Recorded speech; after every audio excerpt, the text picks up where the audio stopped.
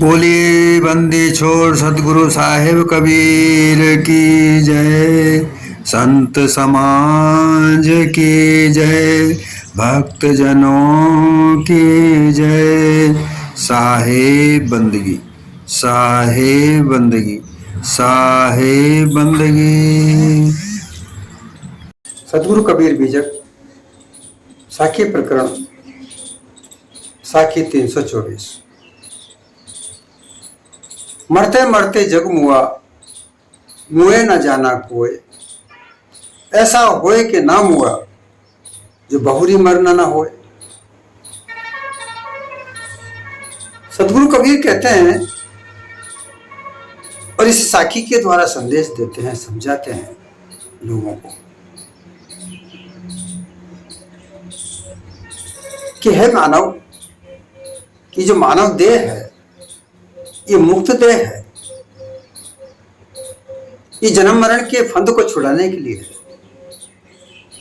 मुक्त पद को प्राप्त करने के लिए है। इस देह में आकर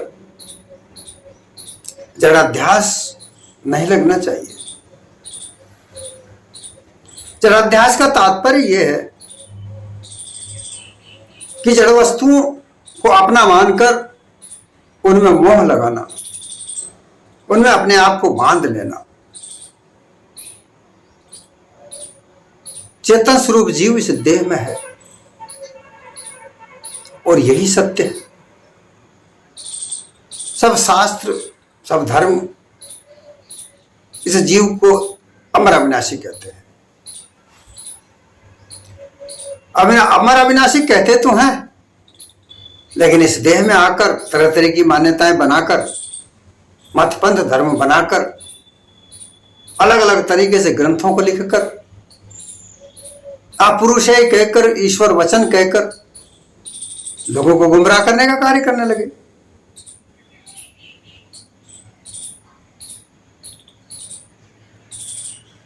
एक शास्त्र में, बाइबल के नियम, नए नियम या पुराने नियम में एक बात आती है कि हव्वा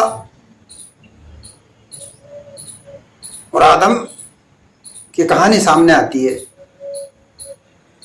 कि उन्हें ईश्वर से भेजा, वो कहा कि इस बाग में रहो, लेकिन इस बाग में, बगीचे में जो फल लगे उसे मत खाना। और उसने ऐसा उस ईश्वर की बात को नहीं माना और उसने फल खा लिया। फल खाते से ही वो संसारिक हो गया। इस तरह की अलग अलग मत पंथों में कई तरह की बातें हैं। हिंदू धर्म में भी इस तरह की बातें हैं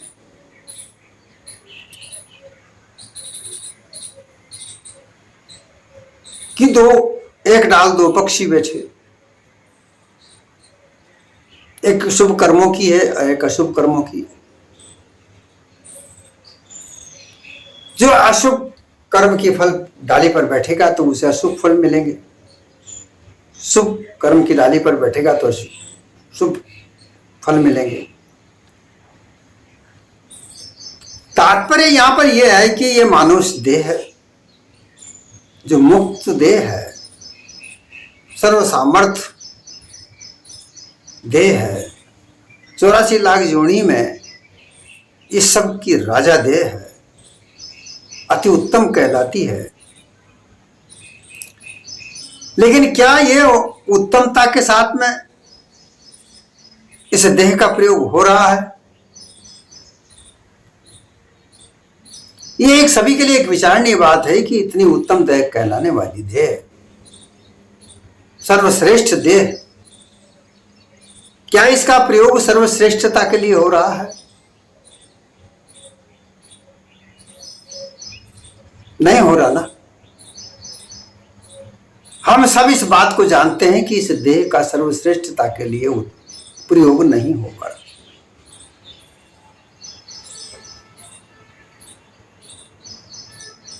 यह देह सर्वश्रेष्ठ कही जाती है। एक स्वर में सभी मानते हैं, तो फिर इस देह के लायक कार्य क्यों नहीं किए जाते? यह देह एक साधन है,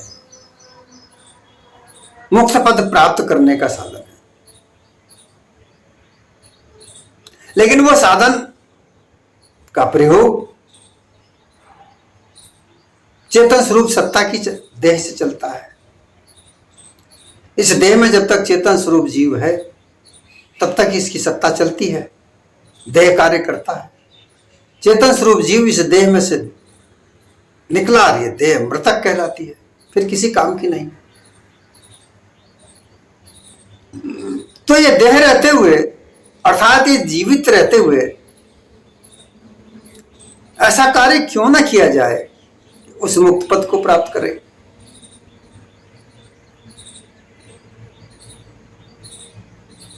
लेकिन ज्यादातर लोग लोभ और लालच में फंस गए।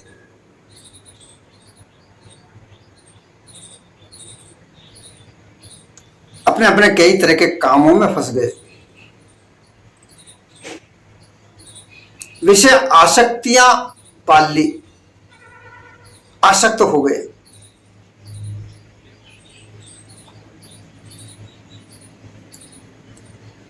ये देह जड़ है, जड़ पदार्थ है। जड़ पदार्थों से, 5 तत्वों से ये देह बनी है। इसको संचालित करने वाला, इस जिसकी सत्ता से ये देह चल रही है, वो चेतन स्वरूप जीव है। ये 2 आदि अनादि है, इन्हें किसी ने नहीं बनाया।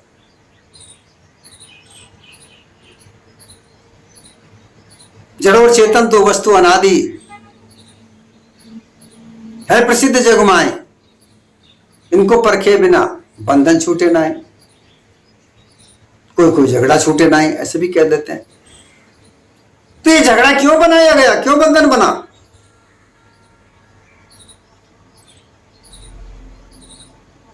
क्योंकि ये 2 जड़ और चेतन के सम्मिश्रण से, आदि अनादि के संबंध से तीसरी चीज एक बनी, उसे कहते हैं माया।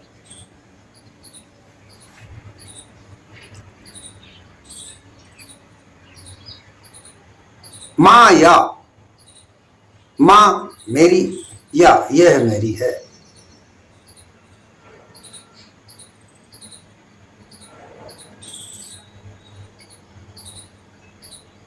यह या माया, ये एक संस्कृत के शब्द के आधार पर मां यानी मैं। मां शब्द का अर्थ कई तरह से लगा है। मां फलेषु कदाचन, फल की इच्छा मत करो, या मां का तात्पर्य आया मत करो।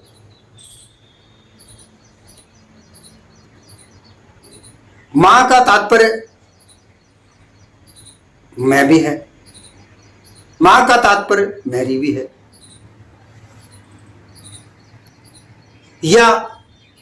या देवी सर्वभूतेषु, यह देवी अर्थात माया मेरी, यह मेरी है, ऐसा मान लेना ही माया है। वो कौन सी चीज है जो जड़ चेतन के आदि अनादि के स्वाभाविक संबंध से जो बनती है, वो तीसरी चीज है। वो तुम्हारी जो छाया है, जैसे एक रोशनी है, रोशनी तुम्हारे शरीर पर पड़ती है तो तीसरी चीज छाया बनती है। एक रोशनी है, एक तुम्हारी देह है, तीसरी छाया। रोशनी चेतन स्वरूप जीव की है, वह रोशनी इस चेतन स्वरूप जीव को रोशन करती है, और उस रोशन से जो छाया बनती है वह माया है। और उसको तुम मेरी मान रहे हो, अपनी मान रहे हो। यहीं पर यह लफड़ा हो गया, यहीं पर ही झगड़ा बन गया, और इसके रूप प्रारूप अलग अलग बन गए। मोटी माया, झीनी माया, झीनी से झीनी माया, इसके कई प्रारूप बन गए। बन गए क्या भाई? मानने वाला कौन? मन एक इंद्रिय है, चेतन स्वरूप के जीव के सत्ता से चलती है। माने सोई मन है। जो मन ने माना उसी को आधार मान लिया। तो भास मन को होता है।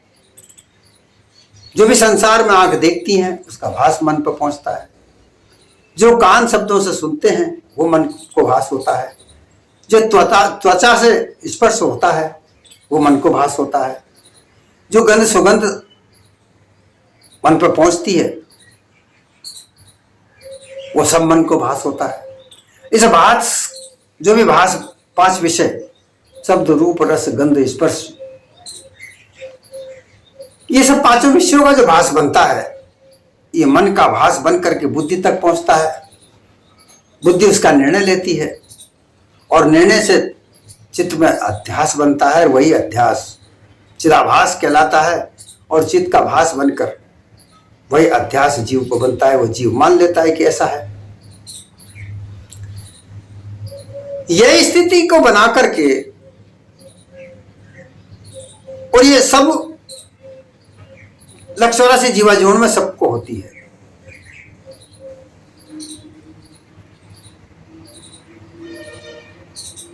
संगत के अनुसार फल होते हैं। जैसे जैसे संगत करते हैं वैसा वैसा भास, क्योंकि जिस संगत में आप जाओगे वहां के शब्द सुनने को मिलेंगे, वहीं के स्पर्श मिलेंगे, वहीं की गंध सुगंध मिलेगी। शराबियों का झुंड, शराबियों का संगत करोगे तो शराबी कहां ले जाएंगे? शराब खाने में ले जाएंगे। शराब खाने में चारों तरफ शराब के प्याले खुले हुए होंगे, वहां शराब ही शराब की बदबू होगी। शराब पी पी कर लोग नाचते गाते दिखेंगे, मस्ती करते नजर आएंगे, वही सब तुम दृश्य देखोगे। वो क्या क्या कहते हैं वो सुनने को मिलेगा। किसी जुआरी के पास जाओगे, जुआरियों का झुंड जहां जुआ खेलते हैं, तरह तरह के लोग जुआ खेलने वाले किस किस तरीके के शब्दों का प्रयोग करते हैं, कैसे पत्तों का जोड़ते हैं तोड़ते हैं, ये सब दिखेगा। वेश्यावर्ती करने जाओगे, वेश्यावर्तियों के यहाँ जो कोठों पर कई वेश्याएं होती हैं, तरह तरह के रंग रूप दिखते हैं। इस तरह से जिस तरीके की संगत आप करते हो उसी तरीके का भास मन तक पहुंचता है। व्यापार करता है, व्यापार का भास तुम्हें मिलेगा। झूठ के साथ करते हो या सत्य के साथ करते हो ये तुम्हें भास मिलेगा।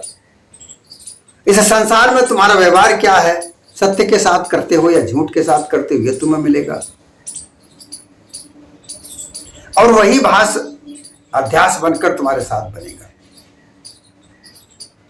ये मेरी स्त्री है, ये मेरा पुत्र है, ये मेरा धन है, ये मेरा परिवार है, ये मेरा कुटुंब है, ये मेरा पद है। देखिए, हर व्यक्ति किसी ना किसी जगह पर कोई व्यवहार करता है। मानव देह बिना व्यवहार के नहीं रह सकती, ये परम सत्य है। क्योंकि व्यवहार नहीं है तो मानवता नहीं है। अब ये व्यवहार सत्य और या असत्य के आधार पर चलता है।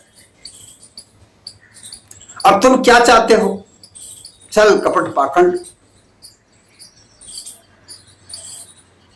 डरा कर धमका कर चोरी करके, ये असत्य का व्यवहार है। नेक नीति ईमानदारी, ये सत्य का व्यवहार है। लेकिन ज्यादातर लोग झूठ पर चलते हैं।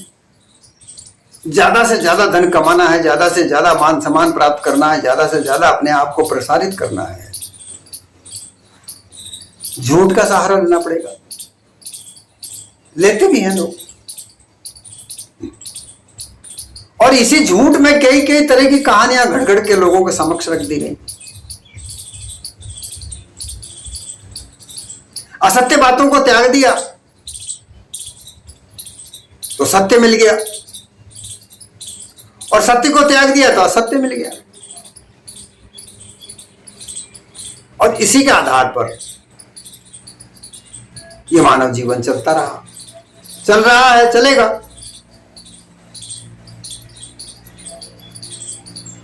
ये एक ताना बाना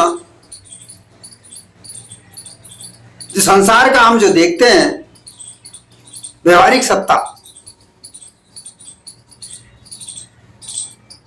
एक अनुमानित सत्ता, एक परोपकारी सत्ता, प्रतिभाषिक सत्ता भी कहते हैं। व्यवहारिक सत्ता हम सबके सामने दिखती है, जो संसार में व्यवहार हमें करना है, कैसा व्यवहार करना है, जो कि मैंने अभी बताया सत्य और या असत्य के आधार पर व्यवहार है। और व्यवहार का आधार क्या है? धन कमाना।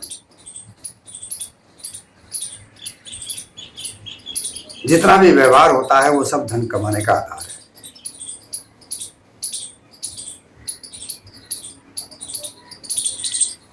और धन कमाने के लिए, व्यवहार करने के लिए झूठ भी बोलते हैं, छल कपट पाखंड का प्रयोग भी करते हैं।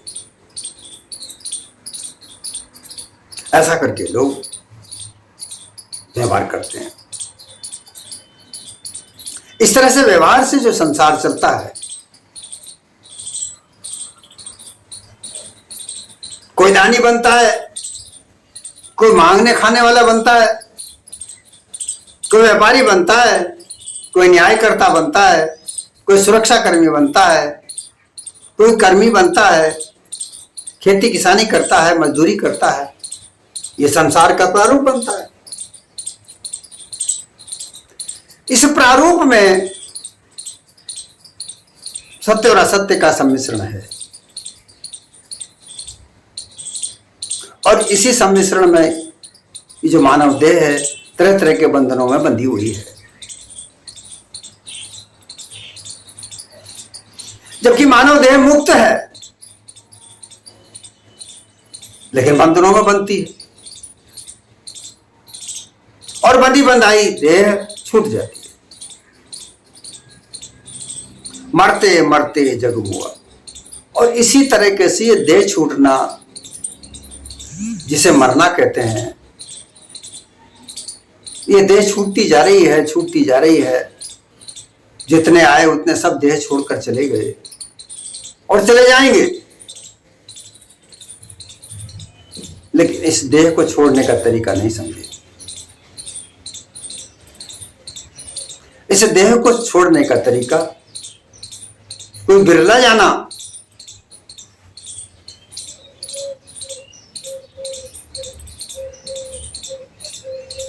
लेकिन सब मरते जा रहे हैं।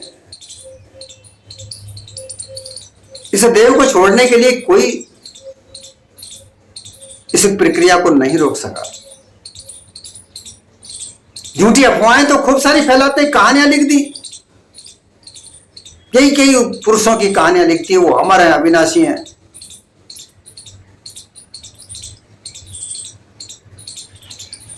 अभी अभी एक कहानी सुन रहा था अलाउद्दीन की। महोबा में कोई देवी है, वहां पर उस देवी पर कहते हैं कि वो आला हमेशा पहला फूल चढ़ाने आता है। महाराष्ट्र में एक जगह कोई मंदिर है, वहां पर कहते हैं कि पहला फूल चढ़ाने अश्वत्थामा आता है। कई कई अनुमानित कल्पना से घड़ घड़ के कहानी लोगों को गुमराह किया जाता है, और इन कहानियों को सुन सुनकर ही लोग अपने देह को त्याग कर रहे हैं। असल बात को कोई समझ नहीं पा रहा है, और इस कहानियों को सुनाने का मकसद क्या है?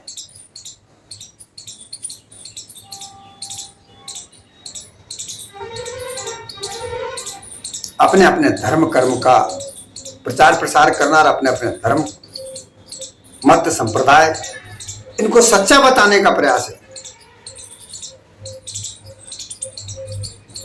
अपने अपने धर्म मत पंथ में सच्ची बात तो समावेश नहीं की, लेकिन अनुमान कल्पना की कहानियां घड़-घड़ करके उसे सच्चा बनाने का प्रयास करते हैं, और लोग गुमराह हो रहे हैं। गुमराह होकर के अपने इस मानव देह को बंधनों में बांधकर और एक दिन छोड़कर चले जाते हैं, मर जाते हैं।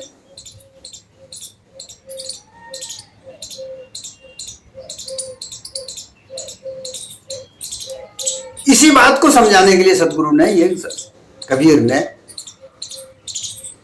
ये साखी कही कि मरते तो सभी हैं, क्योंकि मरना सब है। ये परम सत्य है कि देह तो सबकी छूटनी है। लेकिन अगर तुम मरते इस देह को छोड़ने के पहले अपने आप को जान जाओ तो फिर दोबारा मरना नहीं होगा।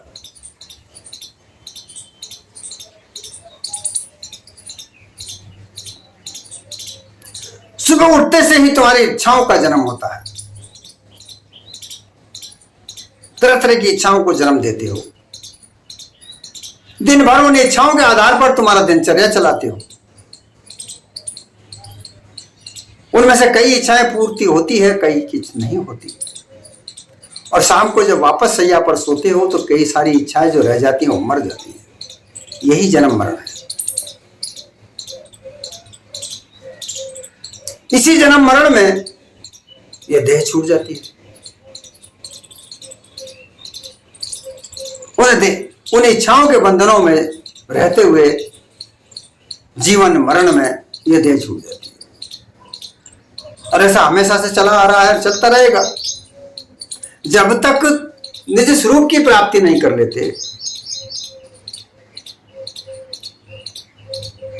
जब तक तुम जन्म मरण का भेद नहीं जान लेते तब तक तो ऐसे ही मरते रहोगे। ऐसा होए कि नाम हुआ, उस स्थिति को प्राप्ति ना कर सके जो जन्म मरण की स्थिति खत्म हो जाए, जन्म मरण हो ही नहीं।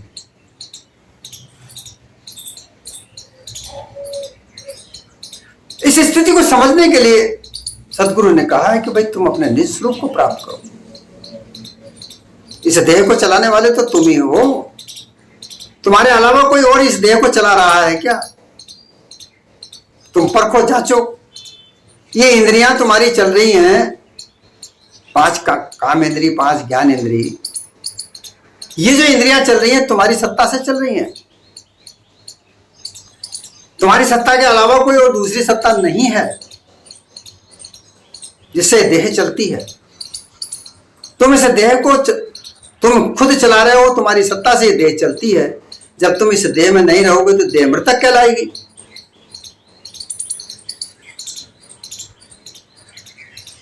तो फिर तुम उस स्थिति को क्यों नहीं प्राप्त करते, क्यों नहीं परखते हो, जांचते हो, जहां जन्म मरण हो ही नहीं। अर्थात रोज रोज नई नई इच्छाओं का जन्म देना बंद हो जाए। अब यहां तात्पर्य यह होता है कि जन्म मरण कैसे रुके। तुम जिस कार्य को भी कर रहे हो उसे व्यवहारिक रूप से करो, उसमें नए नए आंकड़े मत जोड़ो। आजकल लोग नए नए आंकड़ों को जोड़ने में ज्यादा सपन में जीते हैं।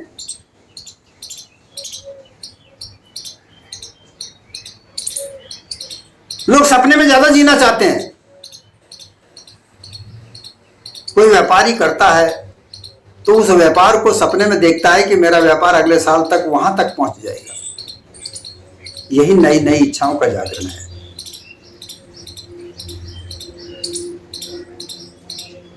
इस तरह के सपने कई तरह की जगह जगह पर जहां पर कार्य करते हैं लोग, जो ज्यादा धन कमाना चाहते हैं वो आंकड़ा लगाते हैं कि मैं अगले साल तक इतना धन कमा लूंगा, फिर मैं ऐसा मकान बनाऊंगा, ऐसी सृष्टि करूंगा। ये सपना है और इसी के आधार पर लोगों ने कहा कि जड़ तो सपना है, क्योंकि तुम सपना देखते हो। तुम जागृत में रहकर के जो कार्य करते हो उस कार्य को व्यवहारिक रूप से जैसा करते आ रहे हो वैसा करो। नित नए सपने को क्यों देखते हो? और जब तुम नित्य नया सपना देखोगे तो तुम्हारी कई इच्छाएं जागृत होंगी, जन्म होगा, और वो इच्छाएं मरेंगी भी।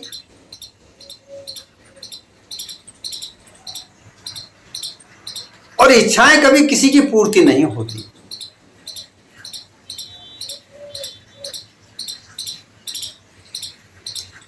इच्छा आज एक पूरी हो गई, दूसरे दिन 2 खड़ी हो जाएंगी। इसी तरीके से इच्छाओं का जन्म देना बंद करो।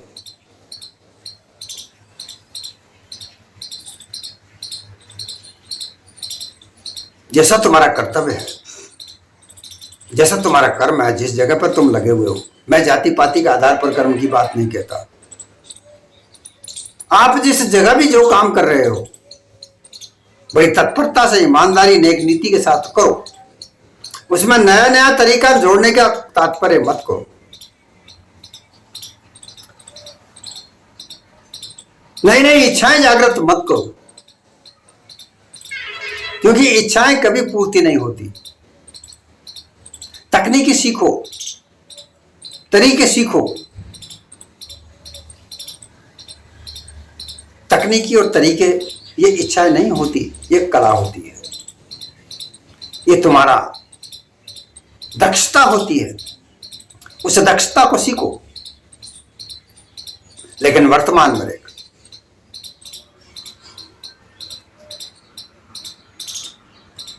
इंजीनियर बनने के लिए जो पढ़ाई की जाती है उस पढ़ाई को करो, लेकिन उस सपने को मत देखो कि मैंने डिग्री प्राप्त कर ली है। अरे उसको डिग्री को प्राप्त तब करोगे जब तुम रोज का पाठ रोज पढ़कर याद करोगे। तो तुम्हारा ध्यान रोज के पाठ पर होना चाहिए। जब तुम धीरे धीरे रोज का पाठ रोज याद कर लोगे तब तुम्हारी पढ़ाई पूरी होगी, जब तक तुम्हें पूरी डिग्री याद हो जाएगी। अब रोज का पाठ रोज तो याद नहीं कर रहे,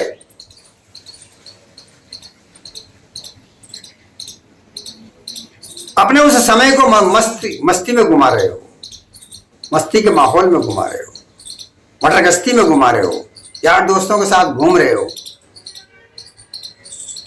शराब पीना, जुआ खेलना, ऐश्वर्य करना, इनमें लग रहे हो और सपना देख रहे हो मैं इंजीनियर बन गया हूं। इस तरीके की हर जगह पर यह बात सिद्ध होती है। आप रोज का पाठ रोज सीखो, आप रोज का कार्य रोज करो।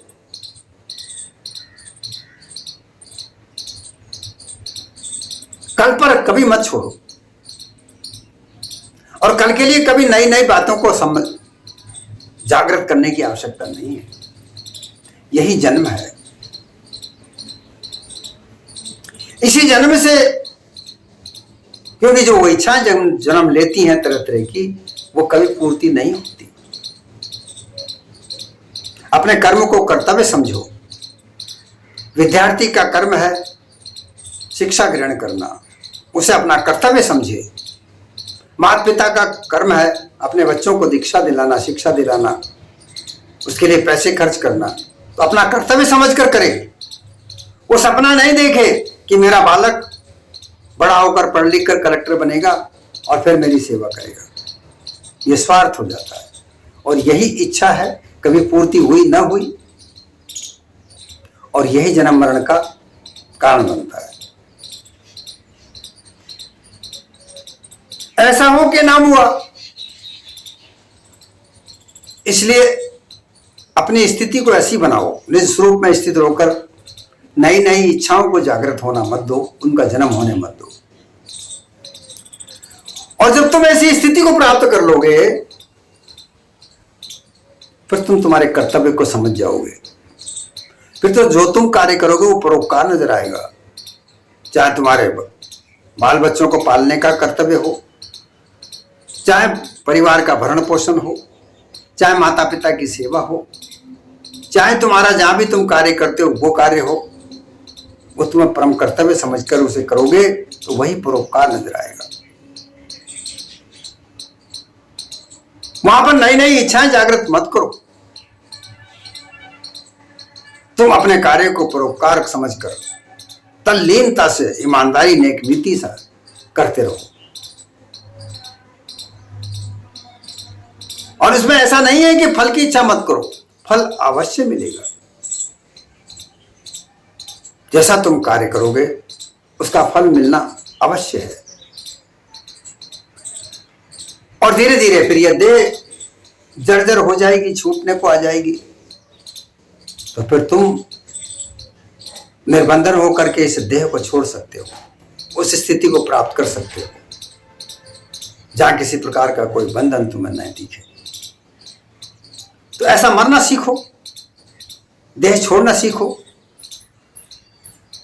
ये सतगुरु कबीर का यहाँ पर एक निर्देश है, एक उपदेश है जो हमें सबको सीखना चाहिए, समझना चाहिए और समझकर फिर मानव जीवन में अपने कर्तव्य को करते रहना चाहिए।